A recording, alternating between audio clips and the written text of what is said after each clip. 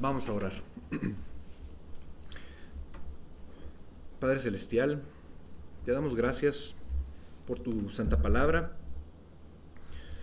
Hoy venimos con gratitud, sabiendo que podemos abrirla libremente y recibir la sabiduría y la revelación de quién eres tú, de tu poder y de tus propósitos para nuestras vidas en el mensaje de tu evangelio. Te pedimos esta mañana que esta palabra tú la hagas llegar a la vida de cada uno de nosotros, y reconocemos, Señor, que necesitamos de tu poder para que tu verdad se haga realidad en nuestras vidas, en nuestro corazón. Para algunos de nosotros aquí la palabra de Dios puede parecer lejana, difícil, pero también para algunos otros la palabra puede parecer pues que llega a nosotros de una manera muy suave, Señor. Por eso oramos para que hoy abras nuestros corazones, nuestros ojos espirituales, para que podamos ver con claridad tu mensaje, recibir tu Espíritu Santo. Te pedimos que nos vivifiques. Necesitamos del toque de tu palabra para que nuestra alma cobre vida este día, los días por seguir, y nos sometemos a la autoridad de tu palabra. Te pedimos, Señor, que pues tú bendigas a cada uno de los que estamos aquí, su salud, sobre todo te damos gracias por la salud de nuestro pastor Miguel, que poco a poco lo vas restaurando, Señor. Y te pedimos también, Señor, por tu gracia y tu misericordia, para que alcancen nuestros familiares, que levantes sus corazones, Señor, para que ellos también puedan alcanzar este arrepentimiento y tú les puedas dar la salvación. Que todos podamos avanzar juntos hacia el plan que tienes para nosotros. Y te pedimos, Señor, que el día de hoy pues tú nos bendigas, nos cuides y vivifiques nuestro corazón, Señor. Todo te lo pedimos en nombre de tu Cristo. Amén. Bueno, estábamos la semana pasada justamente viendo Primera de Samuel, el capítulo 9, y vamos a continuar. Nos habíamos quedado justamente cuando Saúl llega con Samuel, y ¿qué es lo que pasaba?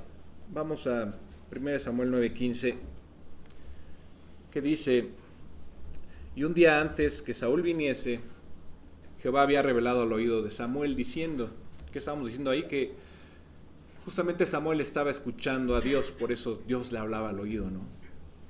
Básicamente le está diciendo: yo te voy a enviar un hombre y tú lo vas a ungir, y lo vas a ungir sobre príncipe, como sobre mi pueblo, y él salvará a mi pueblo Israel de la mano de los filisteos. 1 Samuel 9:16 dice: mañana a esta misma hora yo enviaré a ti un varón de la tierra de Benjamín, al cual ungirás por príncipe sobre mi pueblo Israel, y salvará a mi pueblo de mano de los filisteos, porque yo he mirado a mi pueblo, por cuanto su clamor ha llegado hasta mí. Bueno, ahora bien, esto es lo que resulta realmente interesante en esta parte de nuestro estudio. Cuando leemos, vemos que hace justicia a estos versículos cuando se trata del lugar. Dice: él será príncipe sobre mi pueblo, y él salvará a mi pueblo de la mano de los filisteos. ¿Qué es lo sorprendente? Que la idea de que él va a gobernar y va a reinar como rey. Hay una parte en una versión de la Biblia, bueno, en esta parte, en una versión de la Biblia inglesa estándar, dice algo interesante. Dice: cuando Samuel vio a Saúl, el Señor le dijo: aquí está el hombre del que te hablé, él es quien ha de contener a mi pueblo.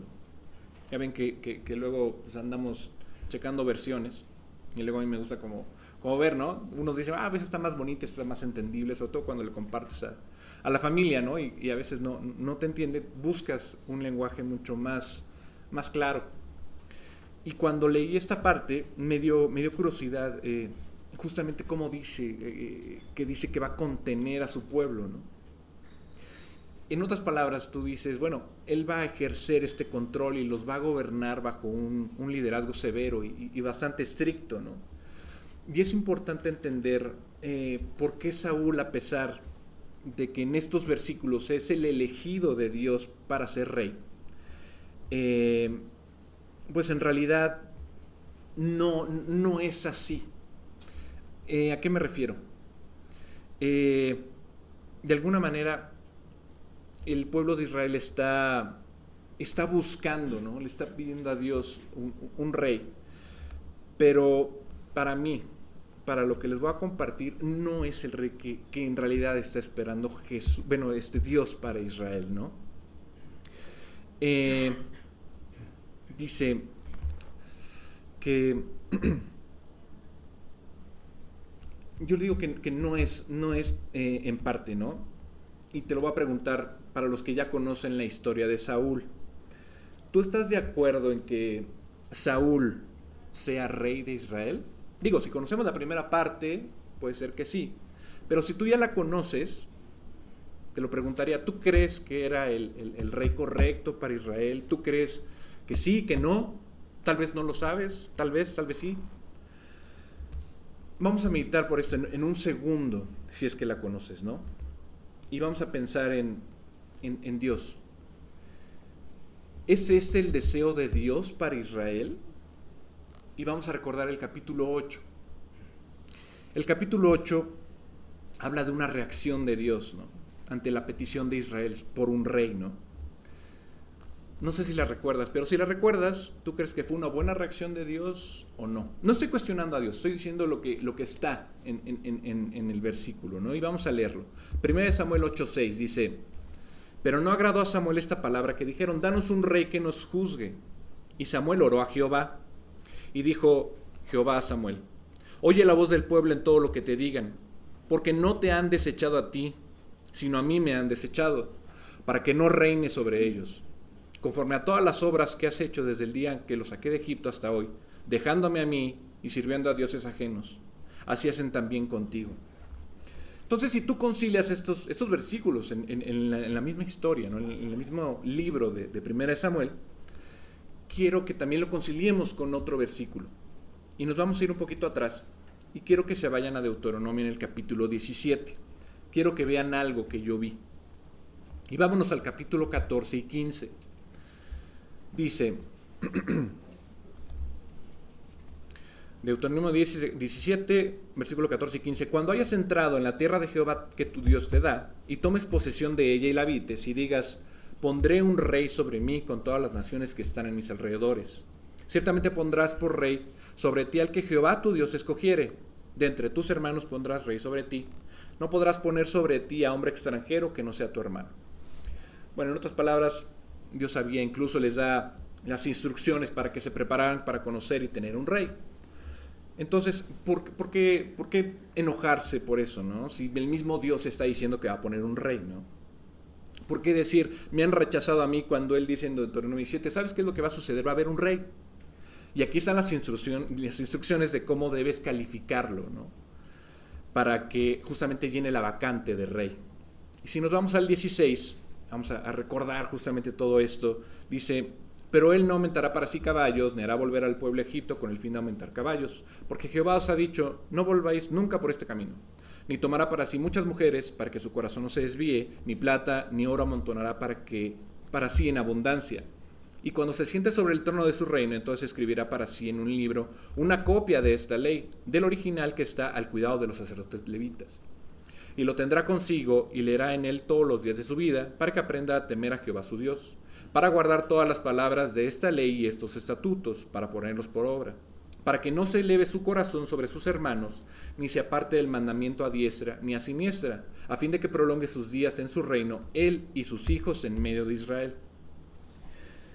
Recuerden lo que estamos viendo. Se enoja, básicamente Dios igual Samuel se entristece porque están desechando lo que Dios dice, pero Dios dice justamente en Deuteronomio que va a haber un rey, y aquí está la lista, ¿no? Ahora quiero que pongan en esta conciliación otro capítulo, y vámonos un poquito más atrás.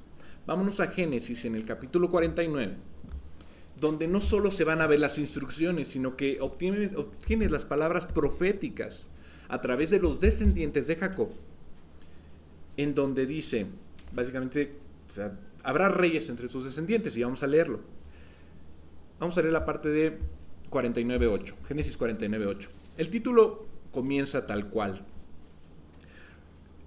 profecía de Jacob acerca de tus hijos, ¿no? Y el 1 dice, y llamó Jacob a sus hijos y dijo, juntaos y os declararé lo que ha de acontecer en los días venideros. Génesis 49:8, Judá, te alabarán tus hermanos, tu mano en la cerviz de tus enemigos, los hijos de tu padre se inclinarán a ti. Cachorro de león, Judá, de la presa subiste, hijo mío. Se encorvó, se echó como león, así como león viejo. ¿Quién lo despertará? No será quitado el cetro de Judá, ni el legislador de entre sus pies, hasta que venga Silo. Y a él se congregarán los pueblos, atando a la vid su pollino, y a la cepa el hijo de su asna. Lavó en el vino su vestido y en la sangre de uva su manto, sus ojos rojos del vino y sus dientes blancos de la leche. El versículo en Génesis donde Jacob profetiza que habrá reyes entre sus descendientes se encuentra en Génesis 49:10. Leámoslos otra vez. Dice, no será quitado el cetro de Judá, ni el legislador de entre sus pies, hasta que venga Silo, y a él se congregarán los pueblos. Este versículo es parte de esta bendición de Jacob, donde se la da a sus hijos antes de morir. Y justamente él está profetizando sobre el futuro de cada tribu. En el caso de Judá, Jacob está profetizando que de su descendencia surgirán reyes y líderes. O sea, él lo dice, la frase de el cetro de Judá se refiere justamente a este símbolo de poder real. Y el legislador, ¿a qué te suena el legislador? Justamente es esta autoridad para establecer leyes, ¿no? Esta profecía se cumplió en la historia de Israel, ya que la mayoría de los reyes de Israel, incluyendo a David y Salomón, justamente provienen de la tribu de Judá. Sin embargo, además de la profecía, también tiene esta dimensión mesiánica. Y tú lo lees y conoces la historia y te resuena el nombre, ya lo sabes, tú ya lo sabes, ya lo tienes aquí. No lo vamos a decir hasta un poquito después, ¿no? Pero ya lo tienes. Que justamente es la frase, hasta que venga Silo. Esta frase de Silo ya la hemos escuchado también y tiene esta interpretación hacia un Mesías. De hecho, cuando comenzamos el estudio de 1 Samuel, justamente iban a Silo, ¿no? A ver justamente al juez, ahora sí que a dar justamente estos sacrificios cada año, ¿no? Pero la frase, hasta que venga Silo, se interpreta como que alguien va a venir, ¿no? Y es un recordatorio en realidad de la fidelidad de Dios. Yo lo estoy llevando como atrás, ¿no? 1 Samuel, luego Deuteronomio, luego Génesis, ¿no? Pero esta frase es hasta que venga, ¿no? Entonces nos lleva también al futuro, porque es una promesa de Dios. Y justamente es una promesa a través de la línea de Judá, ¿no? Y justamente hay ciertas interpretaciones de esta palabra de Silo. Una parte es esta, ¿no? El nombre propio del Mesías, ¿no? Y se entiende como un nombre mesiánico. Y ya sabes ese nombre. Te suena, ¿no? A mí me suena justamente a eso, porque eso te recuerda, ¿no? A Jesús. Y siempre hay que ir como leyendo esto y siempre pensar, ok, el fin de todo esto es Jesús. Y esa interpretación, de hecho, alguna vez se la preguntaba a Alex hace un par de meses, justamente le preguntaba en la parte de preguntas, ¿no? Que de esta versión de la Septuaginta, ¿no? Que es la versión griega del Antiguo Testamento. Y sí lo interpreta como esta palabra que dice a quien pertenece, ¿no? Eso significa si lo hay. Pero en el sentido profético del cetro, del poder real, vemos que pertenece a esta parte de Judá, ¿no? Hasta la llegada de ¿quién? Del Mesías, de Jesús, ¿no? En realidad Jesús es el legítimo heredero del trono de David, ¿no? Y también podemos ver e interpretar que Silo es esta ciudad o un territorio, ¿no? Y si vamos a Josué 18:1, era justamente el territorio que le había tocado a Efraín, ¿no? Josué 18:1 dice, toda la congregación de los hijos de Israel se reunió en Silo y erigieron allí el tabernáculo de reunión, después que la tierra les fue sometida. Entonces ya vemos que también es un lugar, pero no es un lugar donde estuvo el tabernáculo, ¿no? Otro de estos significados de Silo es que tiene un significado que tiene que ver mucho con la paz. con el descanso, incluso con la prosperidad, ¿no? Porque iban a ser tiempos de paz y de prosperidad, pues sí, definitiva. Y digamos que de la raíz hebrea de Silo, hay algo que dice que Silo puede ser o descendencia o retoño. Entonces, en este caso la profecía si tú ves estas raíces, puedes decir, ok, es un retoño, es algo que viene. Y sí, nosotros sabemos, no, sí, es Jesús, es Jesús. Mi conclusión cuando ves esta parte de Silo, donde justamente la vimos al principio de 1 Samuel, pues yo veo un consenso así absoluto de lo que es Silo, ¿no? Que es esta interpretación de que viene un Mesías, ¿no? Y justamente apunta a esta esperanza de Israel, que va a venir con un futuro rey, que va a traer paz, que va a traer esta justicia, pero justicia definitiva, ¿no? Entonces, estamos viendo la profecía de Jacob. Y ahora, si nos vamos de nuevo a donde estamos, en 1 Samuel 8, y recordamos, perdón, en el 9, pero recordemos en el 1 Samuel 8, en el 6 dice, pero no agradó a Samuel esta palabra que dijeron, danos un rey que nos juzgue. Y Samuel oró a Jehová, y dijo Jehová a Samuel, oye la voz del pueblo en todo lo que te digan, porque no te han desechado a ti, sino a mí me han desechado para que no reines sobre ellos. Ok, después de todo esto, de ver que justamente viene profetizado un rey, porque en 1 Samuel 8 el mismo Dios le está diciendo a Samuel, no te han desechado a ti, me han desechado a mí. O sea, recordemos que está profetizado que venía un rey, ¿no? Entonces, ¿por qué se enojan, no? ¿Por qué se molestan del pueblo si el pueblo mismo lo estaba pidiendo? ¿Qué está pasando? Aquí hay una cuestión que yo entendí que son dos partes, ¿no? En primer lugar, no era el momento adecuado para pedir este rey. Samuel en ese entonces, y es como en los gobiernos cuando hay dos, no sé si te acuerdan que hace algunos años, en algunas elecciones de México también hubo un loco que dijo, no, yo soy el presidente legítimo, pero no era cierto, ¿no? Porque había ya un poder. Bueno, imagínense esto tal cual. El pueblo está pidiendo un rey, pero ya hay alguien que está legislando, ya hay alguien que está ahí, y es Samuel, ¿no? Entonces le están diciendo, oye, queremos un rey al mismo Samuel, ¿no? Él estaba en esta posición de liderazgo sobre la nación de Israel, pero ellos estaban, queremos que te vayas, queremos un rey ahora. Y en Deuteronomio 17, Dios tenía en mente ya un rey, pero no en ese momento. Esto es importante saber, no era el momento adecuado. Fue una petición prematura de Israel, ¿no? Era un deseo de algo que Dios no había planeado en ese momento, pero de todos modos el pueblo de Israel lo quería. Algunos de ustedes saben la respuesta del por qué, ¿no? ¿Qué más había en el corazón de Israel, ¿no? ¿Cuál era el motivo por el cual pedían un rey, ¿no? Y ellos decían, queremos ser como las demás naciones. Y esa es una motivación en realidad terrible, porque el propósito de Dios para tu vida no es ser igual a los demás.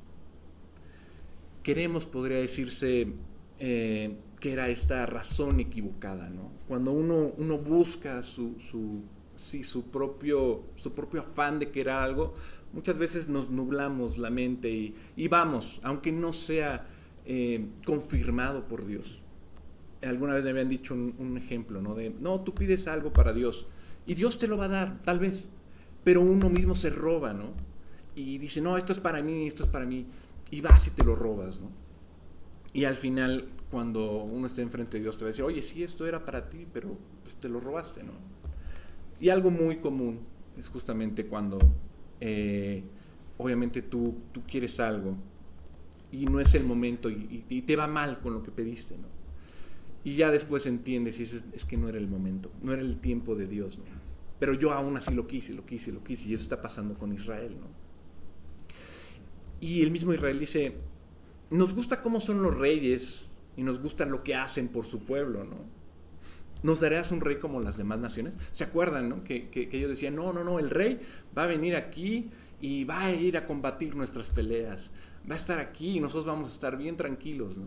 Y justamente Samuel les dice, ¿no se acuerdan que yo les dije lo que iba a pasar si querían un rey? O sea, no va a ir solo y va a pelear, va a pedirle de todo a ustedes, ¿no? O sea, les va a pedir sus hijos, sus caballos, todo lo que ustedes tengan, ¿no? Se los va a pedir.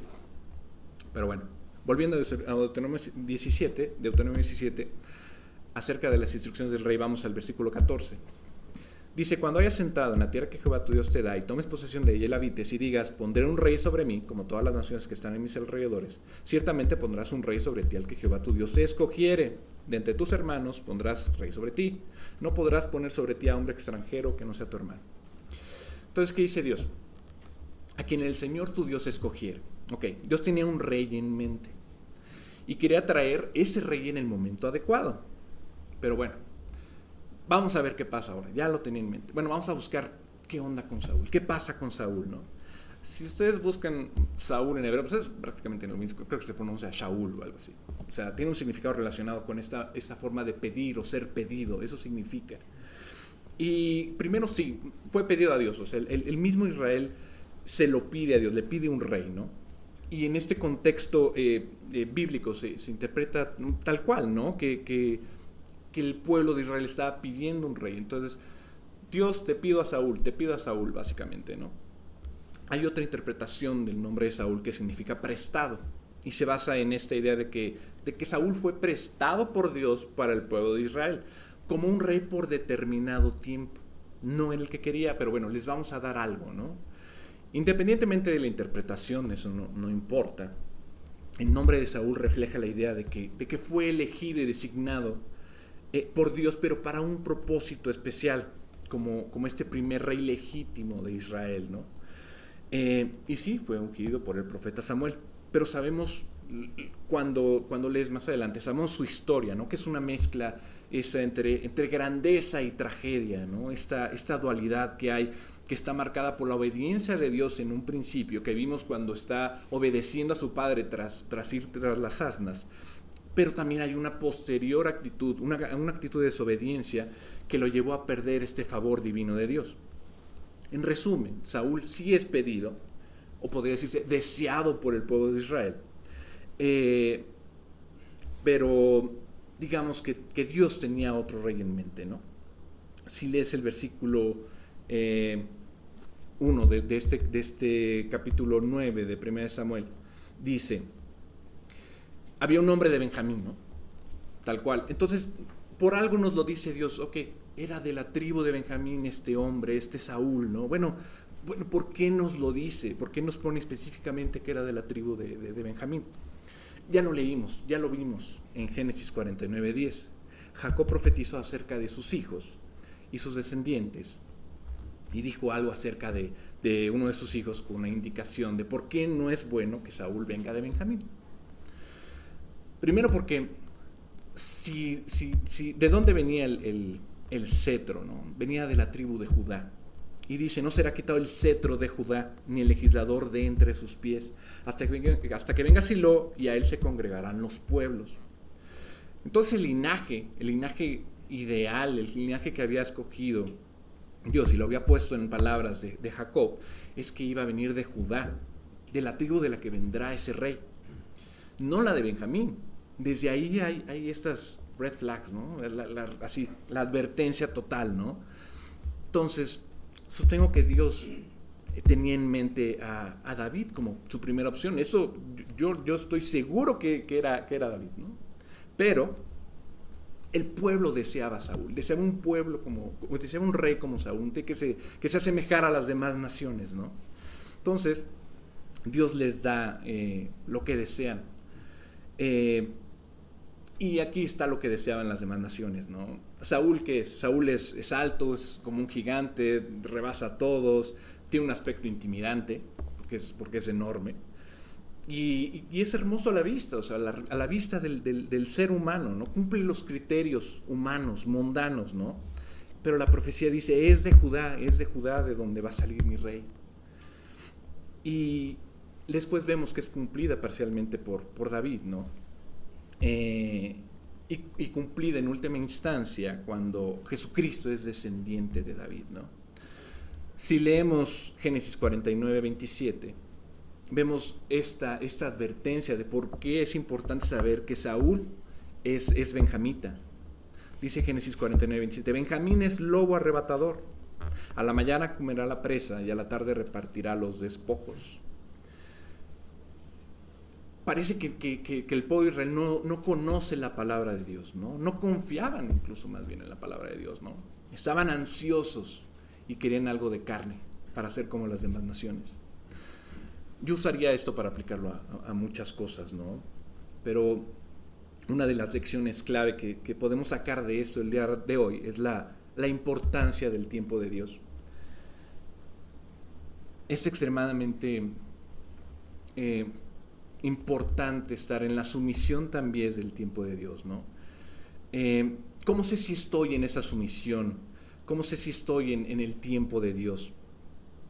Simplemente hay que confiar en Él, ¿no? Y si tú te empiezas a mover de acuerdo a la palabra de Dios, Él te empieza a empujar y te empieza a decir por aquí, te empieza a decir por allá, ¿no? Pero si vas en contra de eso, vas contracorriente. Y creo que una de las palabras claves el día de hoy que quiero que se lleven es la parte de prudencia. Ser prudente, ¿no? Y evitar estas acciones, pues sí, audaces. Hay que evitar los riesgos. Manejarse conservadoramente para no equivocarse, ¿no? La prudencia viene de este verbo que es provideo, ¿no? Que significa ver de lejos.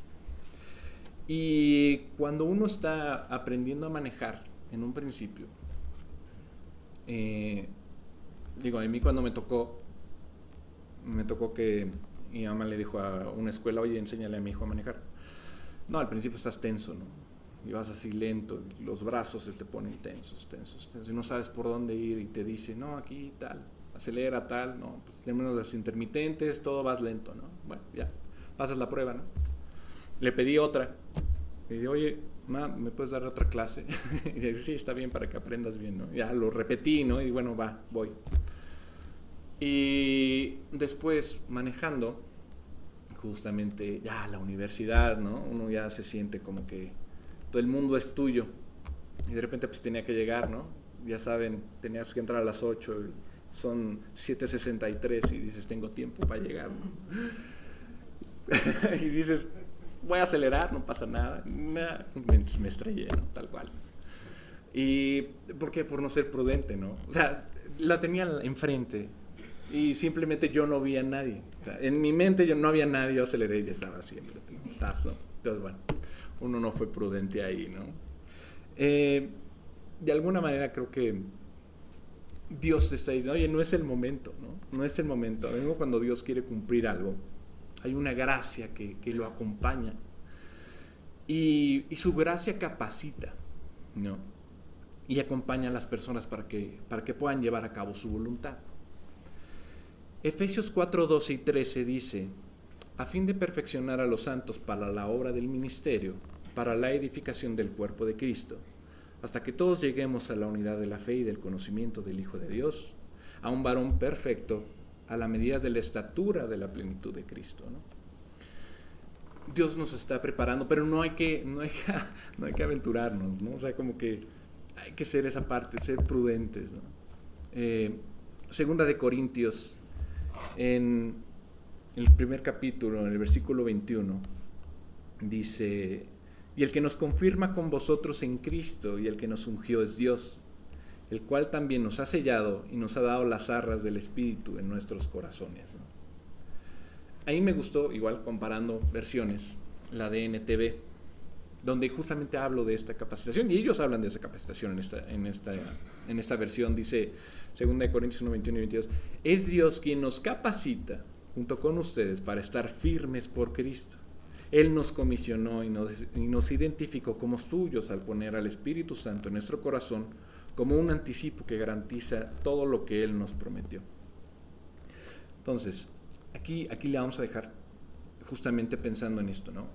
En que Israel pide un rey. No era el rey que quería Dios para Israel. Pero bueno, como están tan ansiosos, ok, vamos a darles una probada. Y ya les advirtió Samuel, ¿no?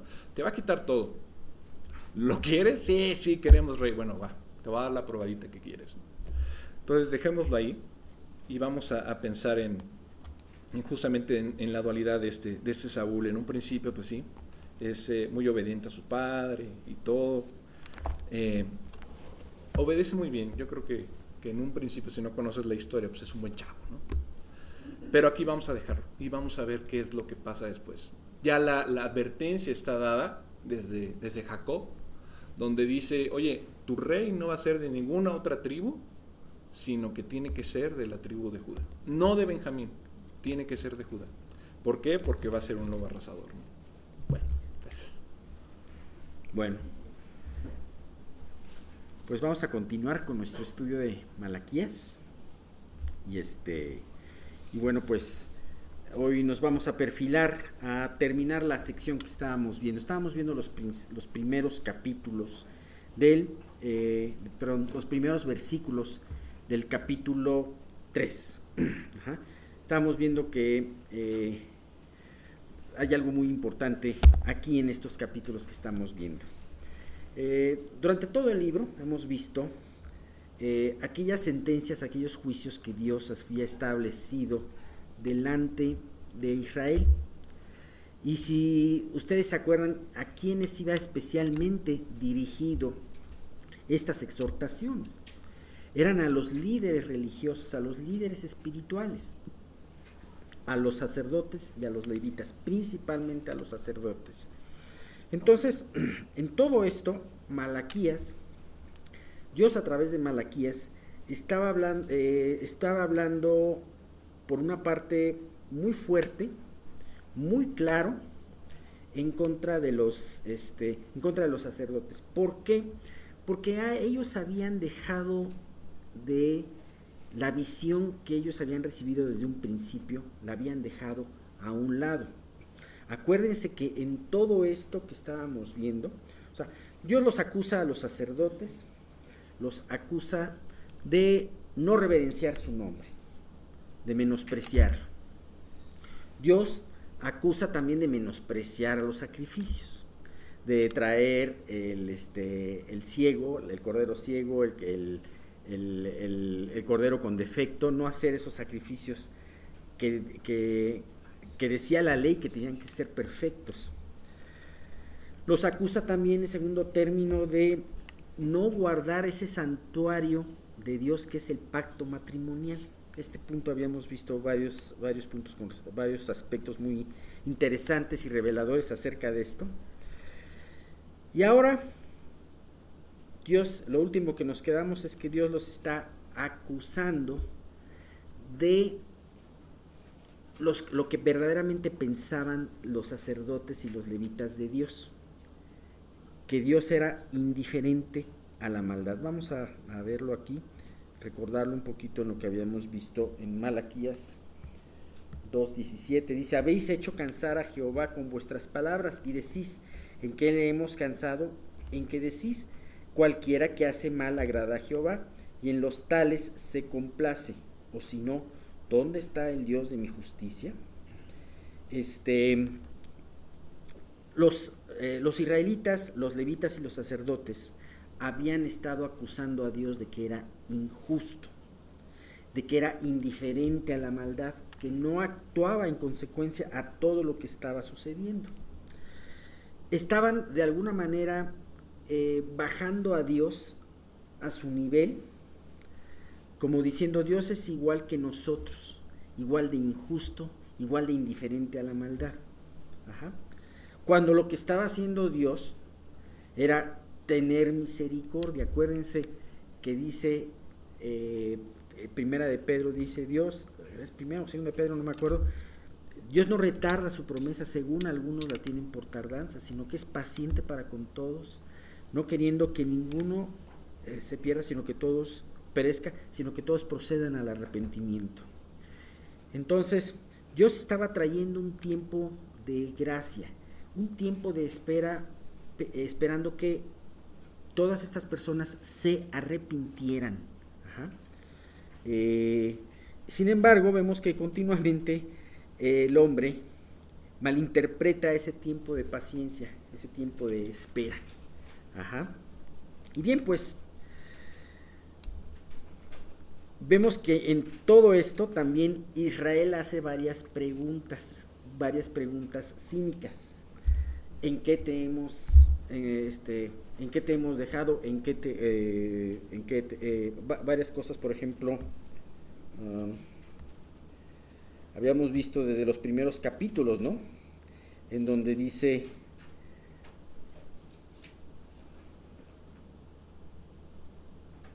la primera pregunta que hizo Israel fue, ¿en qué nos amaste? O sea, dice Dios, yo os he amado, y dice Jehová, y dijisteis, ¿en qué nos amaste? Luego en el mismo capítulo dice, menospreciáis mi nombre, y decís, ¿en qué hemos menospreciado tu nombre? Y así, entonces habíamos visto precisamente esa última parte que dice en el capítulo 2, esa pregunta cínica en donde dice, ¿en qué te hemos cansado? Dios dice, me han cansado con sus palabras. ¿En qué te hemos cansado? Ya habíamos comentado en el estudio, es un poquito cuando enfrentas a una persona, o una persona es acusada por algo, y entonces dice, ¿y ahora qué hice? ¿Y ahora por qué se enojó? ¿Y ahora? O sea, en vez de meditar, en vez de estar diciendo, bueno, ¿por qué Dios me está diciendo eso? Y más bien es una pregunta como justificándote. ¿Qué he hecho yo? ¿No? Ahora, lo que a mí me impresiona y que empezamos a ver precisamente el estudio pasado fue la respuesta de Dios. Ajá. Dios les muestra primeramente en este capítulo, en este versículo 17, en que sus pensamientos. Ustedes dicen que el que hace mal es el que agrada a Dios. Y también dicen, ¿dónde está el Dios de mi justicia? Sin embargo, Él continúa esta respuesta en el capítulo 3, dando una revelación muy importante, y son precisamente los 4 capítulos, porque ya vimos el primero la semana pasada, que vamos a ver el día de hoy.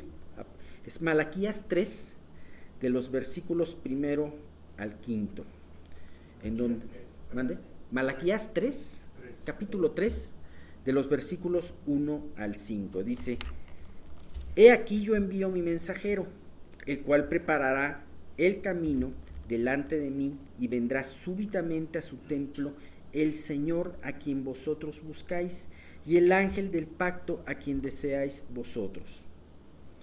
He aquí, ha dicho Jehová de los ejércitos. ¿Y quién podrá soportar el tiempo de su venida?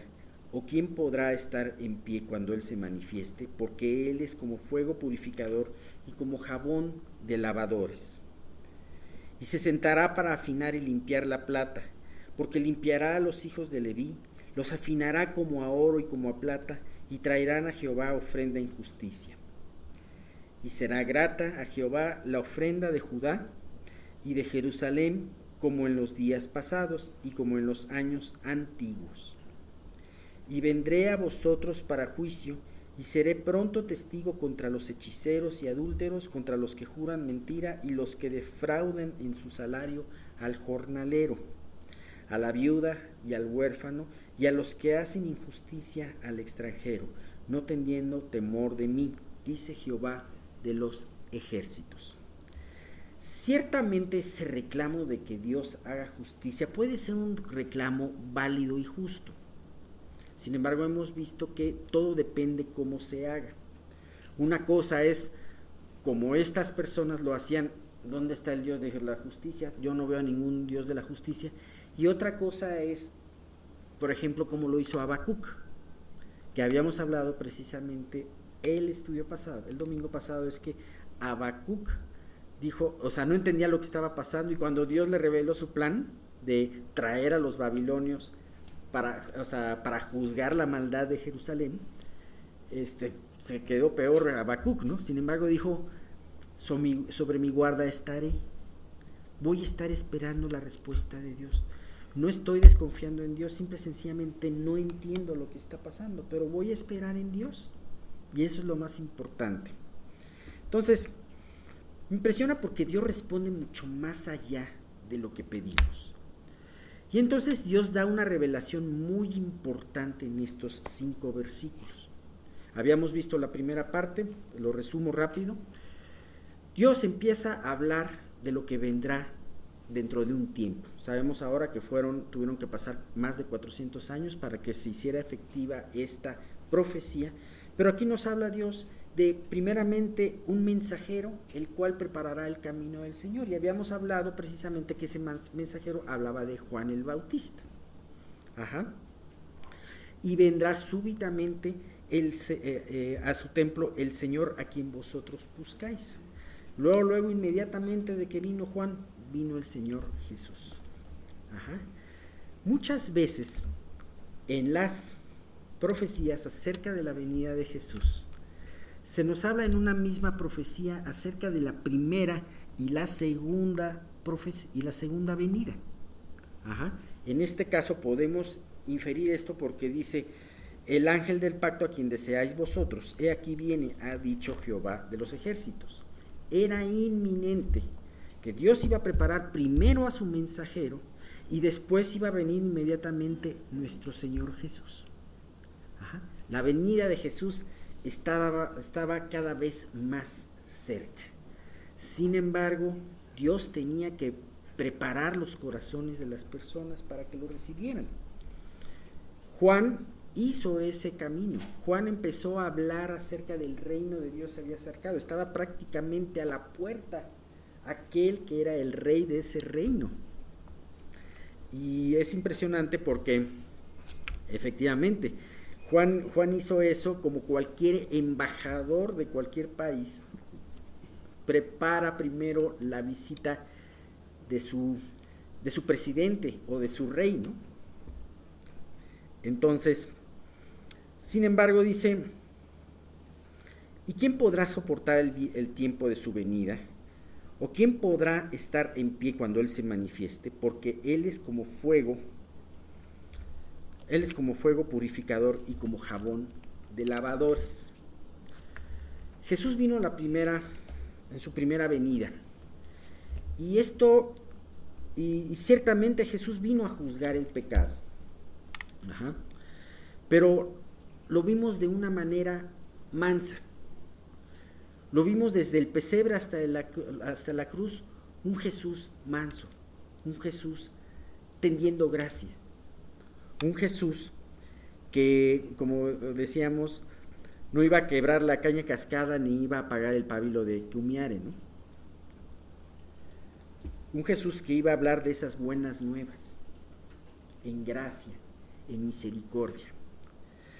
Sin embargo, la segunda venida va a ser un Jesús que venga a gobernar, pero para gobernar tiene que purificar, tiene que lavar. Esta purificación y este lavar no es sencillo, inclusive a veces hasta es doloroso. ¿A alguien le han hecho una limpieza de dientes? ¿A alguien le gusta que le hagan la limpieza de dientes? Bueno, la primera parte no, ¿verdad? Cuando te hacen la fresa, ¿no? Exactamente. Cuando tú te ensuciabas mucho y que tu mamá te bañaba y te limpiaba las orejas, ¿te gustaba? No, ¿verdad? Aquí me llama mucho la atención porque dice fuego purificador y jabón de lavadores. Ahora, como hemos dicho muchas veces, nosotros podemos decir: esto se quedó con los sacerdotes y los levitas y nosotros no tenemos nada que ver. Pero ya hemos demostrado que el apóstol Pedro sí nos dijo que sí teníamos que ver, porque nosotros somos real sacerdocio, nación santa, pueblo adquirido por Dios. Ajá. Entonces, pues sí tiene que ver con nosotros, porque Dios a sus hijos disciplina, Dios a sus hijos lava y los purifica. Y a veces no nos gusta esa purificación, a veces no nos gusta ese lavarnos, pero sin embargo es importante que Dios lo haga. Me llama mucho la atención, dice, como fuego purificador, el fuego. Dios quiere que nuestra fe, que la cual es mucho más preciosa que el oro, sea purificada y sea pasada al fuego para quitar las escorias. Ajá. Dios tiene que prepararnos a través de numerosas pruebas para poder, vamos a ver por qué, en los versículos siguientes nos dice por qué, pero Dios a través de las pruebas sí, no nos gustan, pero Dios nos está capacitando para algo. Dios está quitando las manchas, Dios está quitando las escorias. A veces una misma prueba te puede enseñar eso, lo que muchas veces le digo, ese estatus espiritual en que está tu vida. ¿En qué estás fallando? Muchas veces las pruebas te llevan a decir, oye, y muchas veces me sorprenden a mí las pruebas diciendo, oye, ¿no que estabas confiando en Dios para esto y para esto y para esto? ¿No habías ya entregado esta situación y esta situación y esta situación? Entonces, vienen las pruebas y de repente nos enseñan qué es cómo está nuestra vida, y es el momento en donde Dios quiere que hagamos esa entrega. Dios nunca quiere que luchemos contra el pecado con nuestras fuerzas. A veces Dios nos muestra las cosas y nos podemos quedar atónitos ante ver la maldad que tenemos en nuestro corazón. Sin embargo, en nosotros no está ese fuego purificador y ese jabón de lavadores. Es necesariamente en nuestra entrega a Jesús en donde está eso. Muchas veces esa entrega la vemos como el sacrificio que daban aquellos israelitas antiguos delante de Dios, en donde ellos no esperaban recoger a su corderito después de ponerlo en el altar, ¿no? En el altar se quemaba. Exactamente. Así, de la misma manera, esas cosas que nos hacen daño, se queman en ese altar. Y creo que es mucho más claro ese ejemplo que Dios trae con respecto a los metales preciosos. Un metal precioso se tiene que pasar por fuego para quitar las escorias. ¿Qué era lo que hacía los orfebres antiguos, o los que preparaban ese metal precioso para hacer sus joyas? Lo calentaban hasta la fundición y las escorias que no se quemaban salían a la superficie.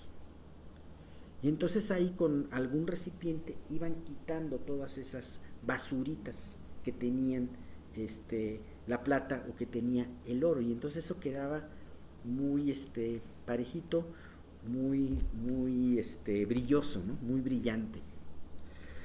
Ahora, este versículo 2 dice: ¿quién podrá soportar el tiempo de su venida? ¿O quién podrá estar en pie cuando Él se manifieste? Por eso esto no encaja con la primera venida del Señor, cuando vino como un bebé en el pesebre. Esto encaja más bien cuando Él venga con su ejército. Ni los ejércitos más poderosos del mundo en ese momento van a poder estar en pie con su venida. Es impresionante. Esto más bien me lleva a ese relato del pueblo de Israel cuando escuchó la voz de Dios en el Sinaí. Muchas veces podemos menospreciar a Dios en nuestra forma de dirigirnos a Él. A veces, muchas veces hemos hablado de que hay quienes le dicen Diosito, ¿no? ¿Alguien se habría atrevido en el monte de Sinaí a decirle Diosito? No, ¿verdad? Pero ¿sabes qué? Puede haber cosas mucho más sutiles que eso. Por ejemplo, ¿cómo pides en tus oraciones a Dios? A veces pedimos exigiéndole. Oye, espérame. A ver, ¿quién es el siervo de quién? ¿Dios es tu siervo que le dice, a ver, quiero que vayas y hagas esto? O más bien tú eres el siervo de Dios. Creo que más bien somos nosotros los siervos de Dios, en donde, pues si tenemos en cuenta esa situación, entonces pues cuidaremos de cómo nos dirigimos delante de Él en nuestras oraciones o en la forma de nombrarlo a Él, ¿no? Había una canción que ahorita cantamos que decía muchos aleluyas, ¿no? ¿Cómo se ha denigrado la palabra aleluya? Inclusive los que menosprecian a los cristianos les dicen luego los aleluyos, ¿no? Pero aleluya ya lo habíamos visto en los salmos, Jalel. El significado, ¿alguien se acuerda cuál era el significado?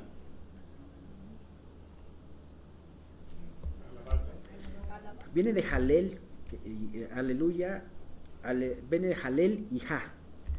aleluya quiere decir, alel quiere decir alabar. Y ja es una contracción del nombre de Jehová, aleluya. Sería de decir aleluja, ¿no? Pero es aleluya. Alabado sea el Señor.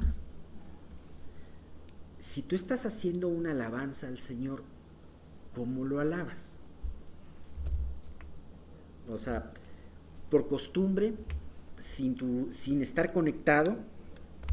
Entonces, hay muchas cosas que Dios quiere trabajar en nuestras vidas y por eso vienen luego las pruebas, ¿no? Para mostrarnos cómo estamos viviendo y quién es Dios para nosotros, ¿no? Y este versículo del 3 me encanta, creo que es un versículo central en esta parte, en donde dice, y se sentará para afinar y limpiar la plata, porque limpiará a los hijos de Leví, los afinará como a oro y como a plata, y traerán a Jehová ofrenda en justicia. Este es un versículo bisagra. Me gusta mucho este versículo, porque nos habla de un Dios. Dios es un Dios al que se le debe de temer. Es un Dios que si nosotros estuviéramos en Sinaí, estaríamos temblando y quién sabe si hasta nos desmayaríamos. Juan se desmayó. Ezequiel estaba con mucho miedo. Moisés estaba temblando de ver a Dios. Entonces, imagínate este Dios con toda la justificación y la capacidad para destruirte, para desintegrarnos, que en vez de desintegrarnos, se sienta y empieza a trabajar con nosotros. Qué impresionante, ¿no? Pero además, que dice y se sentará, me habla de dos cosas muy importantes. Número uno, el sentarse él tiene la autoridad para sentarse como un juez, como un rey sobre su trono. Nos impresiona mucho aquel trono que hizo de marfil y lo cubrió de oro y que puso 12 gradas y que puso leones de un lado y del otro. Ese trono de Salomón es impresionante, ha de haber sido impresionante. Imagínate haber llegado delante de Salomón, viendo toda su corte, viendo todo ese trono, y Salomón viéndote a ti. A ver, ¿a qué vienes, no? Y entonces, pero aquí no estamos tratando de Salomón, que es un hombre como nosotros. Estamos tratando con ese Dios todopoderoso. Él se sienta porque tiene autoridad, y se sienta con autoridad, pero además nos habla de que se sienta con paciencia para hacer un trabajo largo en nosotros. ¿Para qué? Para afinar y limpiar la plata.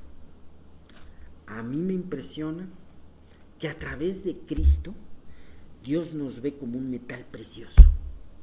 No por nosotros mismos, nosotros somos como la escoria, sino por Cristo Dios nos ve como un metal precioso, al cual Él se sienta y se toma su tiempo para trabajar y afinar. Alguien tendrá por aquí, yo creo que casi todos tienen algún regalito, alguna charolita de plata. ¿Y quién de ustedes ha limpiado la plata? A veces da flojera limpiar la plata, pero ahí cuando puede ser una buena terapia limpiar la plata, ¿no? Bueno, una ocasión estaba hablando con un amigo, no es algo que a mí se me haya ocurrido, mi amigo me estaba comentando esto y él le tocó limpiar la plata de su mamá, que estaba toda negra, ¿no? Se pone la plata negra y sin brillo.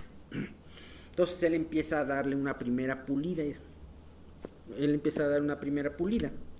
Y cuando tú le das una primera pasada a la plata, ya agarra su color gris claro. Y aparentemente puede decir, ahí está lista. Bueno, cuando menos estaba mucho mejor que antes, ¿no? Ya no está negra la plata. Sin embargo, tienes que pasarle todavía más una y otra y otra y otra vez por el mismo lugar para que realmente la plata tome su brillo. Me decía este amigo, mira, cuando finalmente esta plata que le hice como 10 veces, le pasé esta charolita, le pasé el pulidor 10 veces, mira cómo queda con respecto a la otra. ¿Sabes qué? Como espejo. La plata muy pulida reflejaba el pulidor, ¿no? Y entonces es impresionante porque dice, Dios a través de las pruebas nos pule, nos afina. Él se toma ese tiempo para pulirnos. Cuando las pruebas no nos gustan, pero sin embargo, es ese trabajo, toma en cuenta que es ese trabajo de Dios, ese tiempo de Dios que se toma para pulir con nuestras vidas y sacar nuestras escorias y sacar nuestras manchas. Entonces, para que al final de cuentas podamos cada uno de nosotros reflejar el rostro de nuestro pulidor. El trabajo más eficiente para el evangelio que tengas tú como persona o que tengamos nosotros como iglesia es poder reflejar a Cristo en nuestras vidas. Eso es lo mejor. El brillo que nos da Dios a través de pulirnos, pero lo más importante es el reflejo que Él da al dejarnos con ese acabado, ¿no? Ese acabado espejo que quiere darnos, ¿no? Así que Dios se tomará, primero se sentará, Dios tiene autoridad y se sentará y tomará su tiempo para hacer esto, ¿no? Y bueno, pues esta plata eran los levitas, a los hijos de Leví. Habíamos visto cómo los levitas necesitaban una pulida. Imagínate, ellos hasta decían, qué fastidio hacer este trabajo para Dios. Lo podemos ver eso en el capítulo 2, ¿no? O sea, déjenme buscárselos donde lo decía.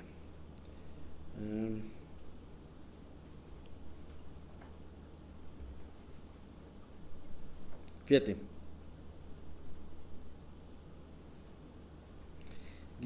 Decía, porque mas vosotros os habéis apartado del camino, habéis hecho tropezar a muchos en la ley, habéis corrompido el pacto de Leví, dice Jehová de los ejércitos. Por tanto yo también los he hecho viles y bajos ante todo el pueblo, así como vosotros no habéis guardado mis caminos y en la ley hacéis acepciones de personas. Bueno, no encontré esa parte, pero hay una parte en donde dice, qué fastidio es hacer esto, es todo esto. Bueno, pues precisamente a ellos Dios quería pulirlos como plata. Y ahora sí, y dice, y ahora sí traerán a Jehová ofrenda en justicia. ¿Se acuerdan de las ofrendas que hemos hablado mucho en esta parte? Ofrendas que ellos debían de haber presentado como ofrendas perfectas, pero pues ahora ofrendaban sus sacrificios con muchos defectos. Los ofrendaban lo que les sobraba lo daban, ¿no? Y preferían darle mejores presentes al gobernador, mejores animales al gobernador, que dárselos a Dios mismo, ¿no? Bueno, Dios los purifica y entonces les promete y entonces traerán a Jehová ofrenda en justicia. La verdadera ofrenda del corazón, la verdadera ofrenda en justicia, es la que se produce con un corazón agradecido y trabajado por Dios en tu vida, ¿no? Y esto, ¿cuál es el resultado de esto? ¿Qué era lo que Dios había dicho anteriormente? Todo lo que me dan, les voy a regresar, pero el estiércol de sus animales. Eso decía. Pero ahora Dios mira qué es lo que dice en el versículo 4. Y será grata a Jehová la ofrenda de Judá y de Jerusalén como en los días pasados y como en los años antiguos. Una vez purificado tu corazón, una vez trabajado con Dios, entonces, si trae tu ofrenda y esta ofrenda será grata delante de Dios, como en los años pasados, como en los días en donde te gozabas, en los días en que se gozaban ellos en las fiestas anuales y traían sus animalitos y traían lo mejor de sus animalitos para ellos, para Dios, ¿no? Y cómo se gozaban en todo eso y cómo eran días gloriosos. Como esos días, dice, Dios les prometía con un corazón nuevo traerlos de nuevo esos días, ¿no? Es impresionante porque hay una gran diferencia. Hemos estado orando mucho por avivamiento en la iglesia y esto es precisamente. Ahora, Dios tiene que purificarnos y trabajar en nuestras vidas para poder hacernos brillar delante de Él. Entonces, y para que entonces ahora sí nuestra vida, lo que hagamos para Él, sea grato, porque lo estamos haciendo con toda nuestra alma, ¿no? Terminamos con el versículo 5. ¿Se acuerdan que empezamos diciendo, ¿dónde está el Dios de la justicia? Que decían ellos. Y vendré a vosotros para juicio, y seré pronto testigo contra los hechiceros y adúlteros, contra los que juran mentira y los que defraudan en su salario al jornalero, a la viuda y al huérfano, y a los que hacen injusticia al extranjero, no teniendo temor de mí, dice Jehová de los ejércitos. Aquí nos habla de una lista de pecados en donde dice, han hecho hechicería. Hechicería es tratar de obtener cosas no a través del poder de Dios, sino a través del poder de los demonios. Adúlteros, el adulterio, los mentirosos, los defraudadores, los que explotan a la viuda y al huérfano, los injustos. Todos, el pueblo decía, ¿dónde está el Dios de la justicia? Pues aquí está el Dios de la justicia. Todo ese tiempo en el que estaban viviendo era un tiempo de gracia. Sin embargo, dice, pero no se preocupen, la misma justicia de Dios vendrá. Y entonces va a tratar con todos aquellos que no tengan temor de mí. Toda esta lista de pecados hablaba de una falta de temor de Dios. Así como hemos visto en Proverbios que el principio de la sabiduría es el temor a Jehová, quiere decir que si tú temes a Dios vas a vivir correctamente. Así también el principio de la insensatez o la insensatez misma es la falta de temor a Dios. Hoy en día nos encontramos noticias impresionantes acerca de las acciones que hace un hombre o que hace el hombre con falta de temor a Dios. Hace algunos días les mandé que pudieran ustedes firmar una petición para que no se aceptara el aborto,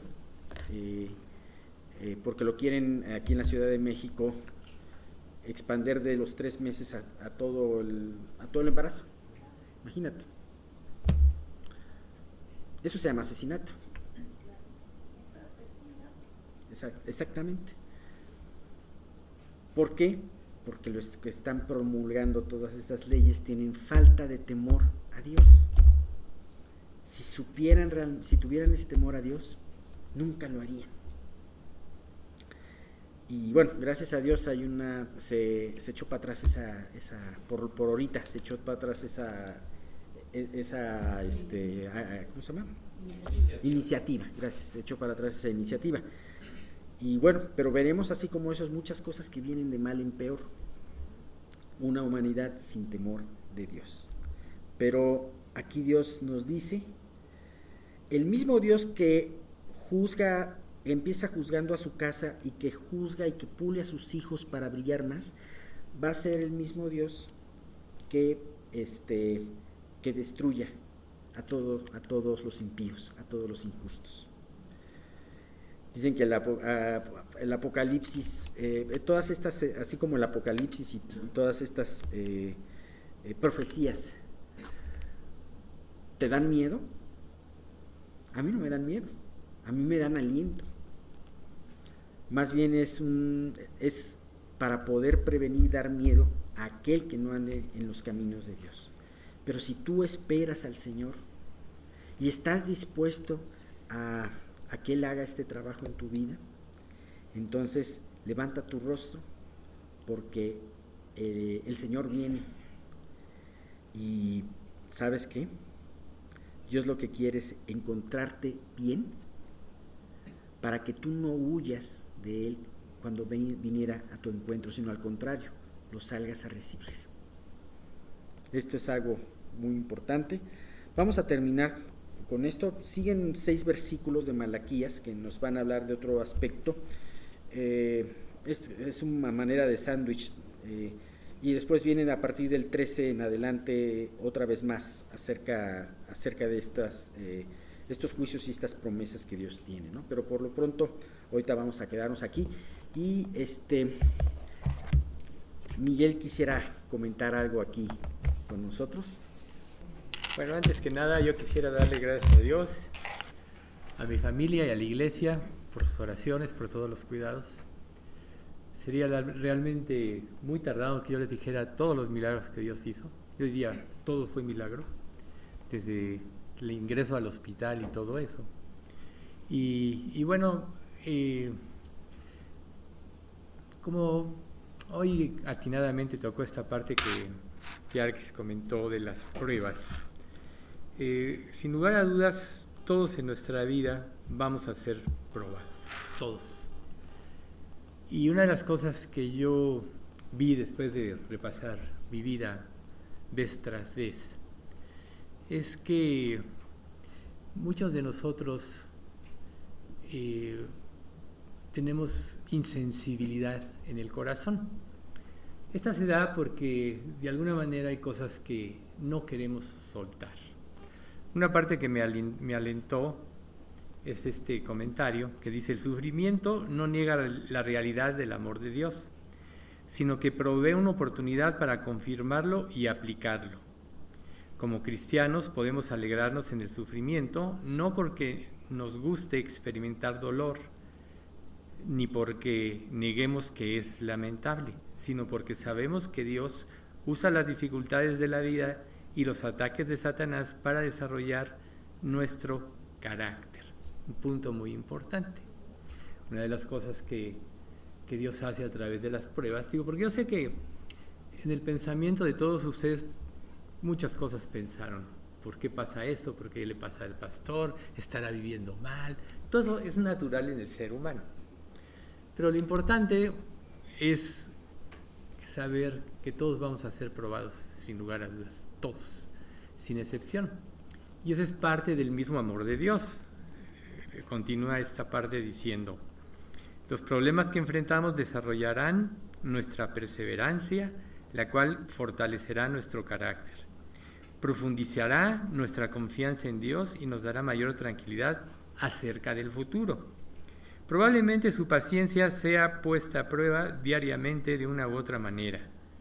Démosle gracias a Dios por esas oportunidades para madurar y enfrentémoslas con el poder de Dios. Este es un pasaje muy adecuado a lo que cada uno vive. Ciertamente, ni siquiera nosotros podemos juzgar qué pasa en otros. Si lo hacemos realmente, de alguna manera está mal y es natural en el ser humano, pero el que juzgue es el Señor. Dios le dio el juicio a Jesús porque Él es perfecto, porque nunca pecó.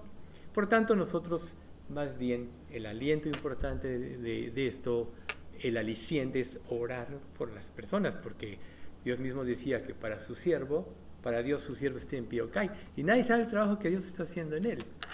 Pero yo les digo una cosa, yo veo que Dios realmente es un trabajo en mi vida muy profundo, y una de las cosas que aprendí es que uno tiene que aprender a soltar todo.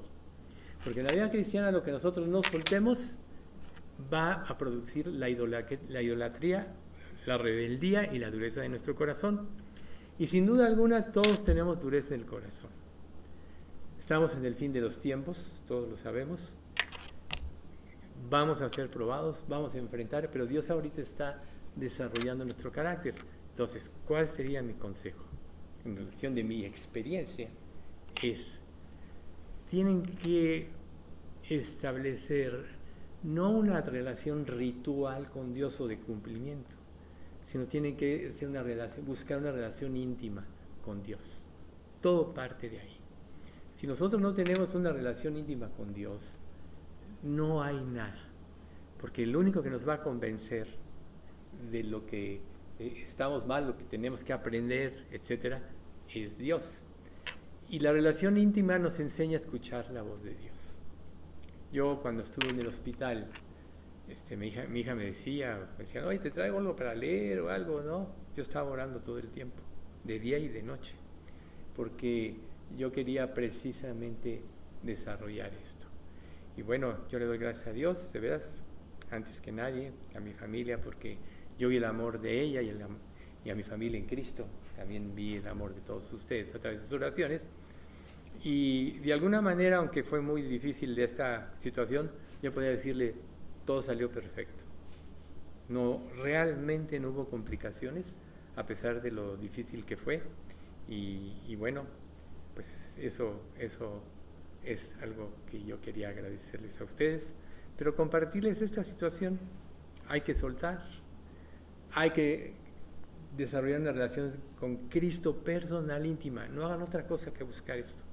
Porque todo lo demás, si no tienen esta relación, de nada sirve. Este pasaje de Isaías que dice, entonces, mis oídos oirán, o tus oídos oirán a tus espaldas, palabra que diga, este es el camino, andad por él, y no echéis a la mano derecha, ni tampoco torzáis a la mano izquierda. Precisamente es la voz de Dios que se da cuando tenemos esa relación íntima. Entonces a veces nos afanamos con muchas cosas, mucho cumplimiento. Sí tengo que cumplir para que no digan que no soy espiritual y no vengo, o tengo que leer la Biblia porque tengo que hacerlo, porque es lo que debe hacerse. Pero en realidad nada va a pasar si no tienen una relación íntima con Dios. Obviamente, primero siempre la salvación, pero todo parte de ahí. Si no parte de Cristo en nuestra relación, en nuestra relación con Él, todo es vano. Que Dios los bendiga. Bueno, pues vamos a terminar con una oración y darle gracias a Dios porque estás aquí, Miguel. Señor, te damos muchísimas gracias por este tiempo. Gracias, Padre, porque pues sabemos que tú tienes siempre lo mejor para nosotros y aunque a veces veamos cosas adversas, Señor, tú tienes el control en ellas. Tú te sientas a trabajar con nosotros y no has acabado tu trabajo en nosotros aún. Te queremos pedir, Padre mío, que pues podamos quedarnos con estas palabras, lo que vimos tanto de Samuel como lo que nos comenta Miguel, como también, Señor, el estudio de Malaquías. Llévanos, ayúdanos a quedarnos con estas palabras y estarlas meditando durante este día de hoy y durante la semana. Padre, te queremos pedir todo esto y todo esto te lo pedimos en el nombre de tu Hijo Jesús. Amén.